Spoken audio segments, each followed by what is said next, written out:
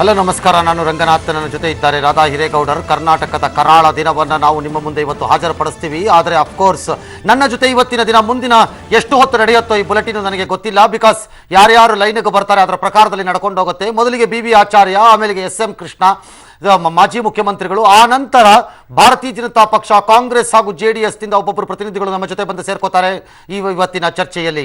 ಈ ಎಲ್ಲದಕ್ಕಿಂತ ಮೊದಲು ನ್ಯಾಯಮೂರ್ತಿಗಳ ಪಾತ್ರ, ನ್ಯಾಯಾಲಯಗಳ ಪಾತ್ರ, ಒಕ್ಕೂಟ ವ್ಯವಸ್ಥೆಯಲ್ಲಿ ಅವುಗಳಿಗಿರುವಂತಹ ಜವಾಬ್ದಾರಿ ಮತ್ತು ಅನಿವಾರ್ಯತೆಗಳು ಮತ್ತು ಪರಿಸ್ಥಿತಿಯ ಲಕ್ಷಣಗಳನ್ನು ತಿಳಿದುಕೊಂಡು ಕ್ರಮ ತಗೊಳ್ಳದೇ ಇದ್ದರೆ ಒಕ್ಕೂಟ ವ್ಯವಸ್ಥೆಯನ್ನೇ ಪ್ರಶ್ನೆ ಮಾಡುವಂತಹ ದಿನ ಯಾಕೆ ಬರಬಾರದು ಅನ್ನೋ ಪ್ರಶ್ನೆ ಇವತ್ತು ಶ್ರೀಸಾಮಾನ್ಯನಲ್ಲಿ ಮೂಡಿದ್ರೆ ಆಶ್ಚರ್ಯವಿಲ್ಲ. ಆದ್ದರಿಂದ ಇವತ್ತಿನ ದಿನ ನೋಡೋಣ ಯಾರ್ಯಾರು ಏನೇನು ಹೇಳ್ತಾರೆ ಅನ್ನೋ ನಿಲುವನ್ನು ನೋಡ್ಕೊಂಡು ಬಂದ್ಬಿಡೋಣ. ಅದಕ್ಕೆ ಮೊದಲು ಟಾಪ್ ಸ್ಟೋರೀಸ್. ಸುಪ್ರೀಂನಲ್ಲೂ ಘನಘೋರ ಅನ್ಯಾಯ. ತಮಿಳುನಾಡಿಗೆ 6,000 ಕ್ಯೂಸೆಕ್ ನೀರು ಬಿಡಲು ಆದೇಶ. ಮೇಲ್ಮನವಿಗೆ ರಾಜ್ಯ ಸರ್ಕಾರದ ಸಿದ್ಧತೆ. ಡ್ಯಾಂಗಳ ಉಸ್ತುವಾರಿಗೆ ನಿರ್ವಹಣಾ ಮಂಡಳಿ. ಇನ್ನು ಮುಂದೆ ಸರ್ಕಾರಕ್ಕೆ ಕಿಮ್ಮತ್ತು ಇರಲ್ಲ. ಗುಟುಕು ನೀರಿಗೂ ಪರದಾಡೋದು ಗ್ಯಾರಂಟಿ.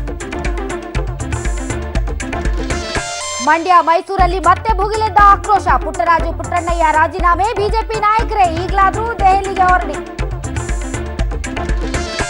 ಸರ್ಕಾರದ ಮುಂದೆ ಅನ್ನದಾತರ ಕಣ್ಣೀರಿಗೆ ಬೆಲೆ ಇಲ್ಲ. ಜಾರ್ಜ್ ಕ್ಯಾಬಿನೆಟ್ ಸೇರ್ಪಡೆಗೆ ಹೈಕಮಾಂಡ್ ಗ್ರೀನ್ ಸಿಗ್ನಲ್. CM ಒಪ್ಪಿದ್ರೆ ಎಲ್ಲ ಸರಿಸಂತೆ.